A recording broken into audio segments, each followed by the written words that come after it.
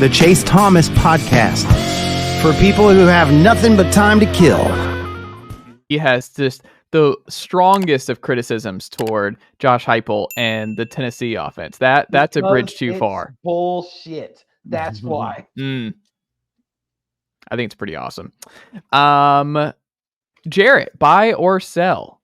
Callahan will end up being the long-term answer in Tennessee here. And then the follow-up, how would you approach free agency, the QB room, and the draft now that you know who the hire is, and if you're in Carthon's position? I feel like this is just such a reach where Tennessee was just finding any sort of like available Kyle Shanahan, Sean McVay teat to suckle at to try to get something. And this felt like a reach. Nothing against Brian Callahan, but he's not the one calling the plays there. I don't. Again, I think this is very much a reach. In terms of what they do now, I don't think Will Levis is the long-term answer. I think he's like bad and fun, like where you'll get a few like goofy throws a game, but I don't think he's the long-term answer. So now you got to figure out, they got a lot to figure out, but receiver-wise, what are you going to do there? Because they don't really have anything that would lure, a big-name quarterback there. Defensively, there's still some holes there. They'll hit the crap out of you. Like they're very good front seven, very hard-hitting front seven that features a lot of really good guys, but you still got to figure a lot of stuff out on the back end. There's a lot to figure out with Tennessee. This isn't a one-year fix. And I assume that they're smart enough to realize that, and I assume that they're going to give Callahan a leash, but I didn't like the move personally, and I think, again, it was just a desperate reach to try to get something from the Sean McVay tree and hope that it pays off, but I just don't see it working out. I actually think it's kind of interesting. And the reason I say that is if you ask anyone who covered Cincinnati, Brian Callahan was key in helping Jake Browning get used to being in an NFL offense when Joe Burrow got hurt. And he was key in meshing the Zach Taylor play calls with what Jake Browning was good at.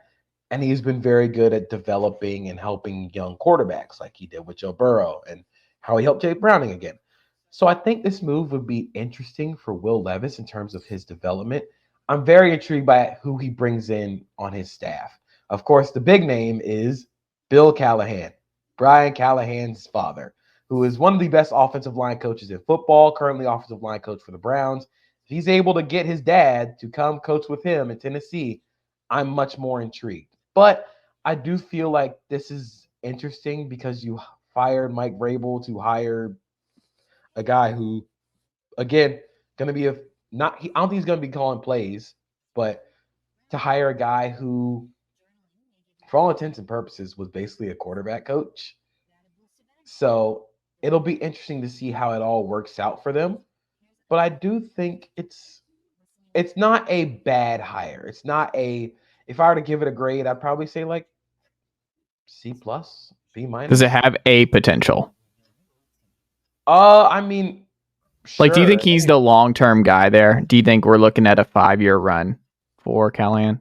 I think it depends on what they do at quarterback. If they can get the most out of Will Levis and they decide it's not good enough, hey, 2025 is shaping up to be a pretty good year to draft a quarterback.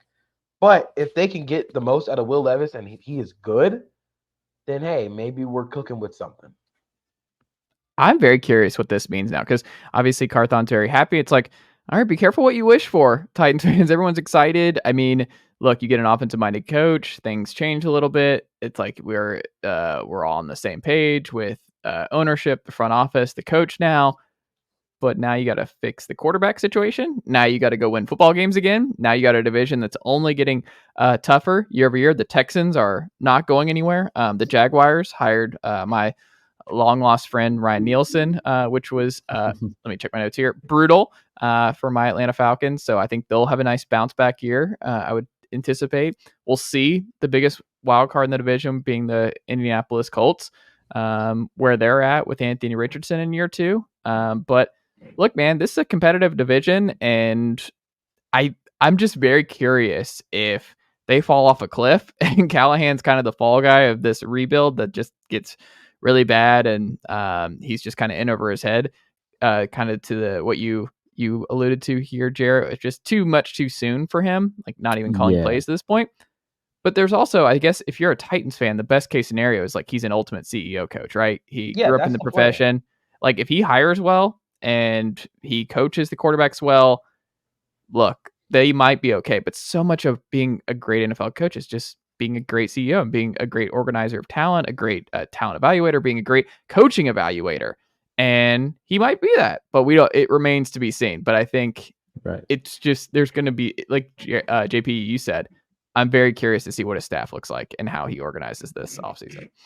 2 of the 4 coaches left in the playoffs right now are CEO coaches. So, I mean, and you talk about like 2025, the draft class for quarterbacks. You look at like the potential free agents. Now, there's some on this list that aren't going to hit free agency. Like Dak's on a potential he's not hitting free agency. But like depending on what the Dolphins do, Tua might be a free agent. And if you need a upgraded quarterback to work that system, maybe you go with a Trey Lance. Maybe you go with Jared Goff. Maybe, I don't know if he's not hitting free agency. They're gonna give him a key to the city. Sure, but I think they could do the meanest thing ever, though, which is, I mean, sell high on the Jared Goff experience, similar to what McVay did.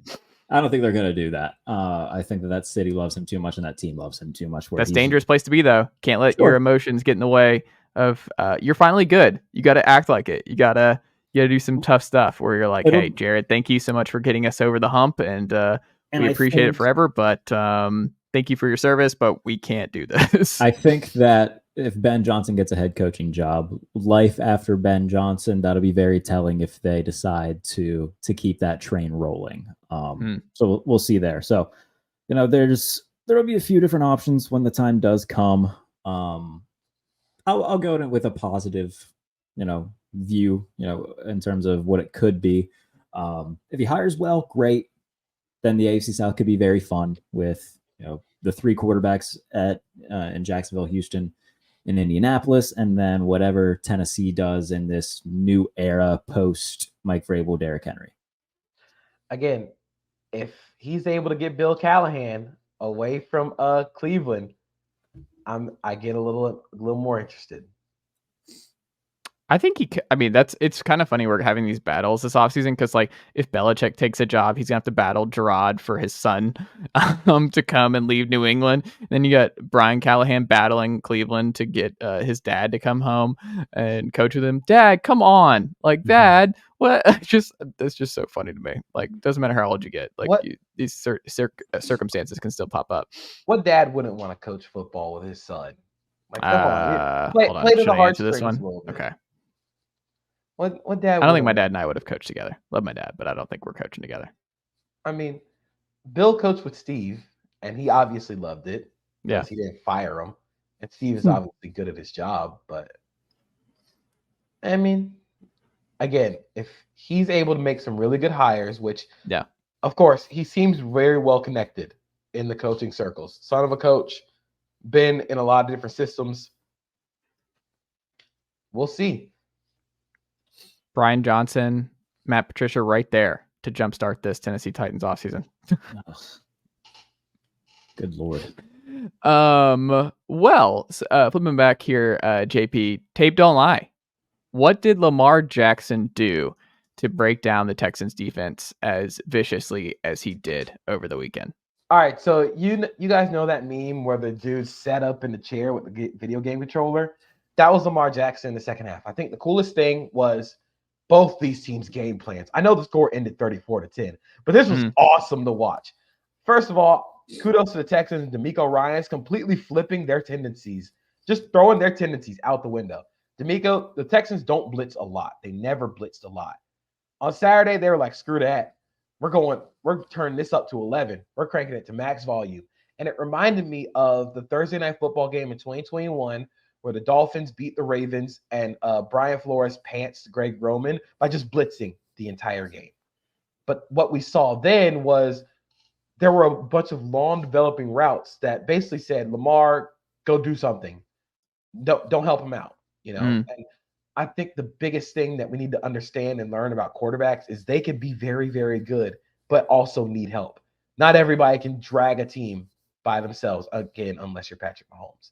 But what happened in the second half was Lamar and Todd Monken, it was said after the game, Lamar went to Todd Monken and said, hey, change the game plan. We're doing Nicely done, nephew. The Chase Thomas podcast. Hell yeah.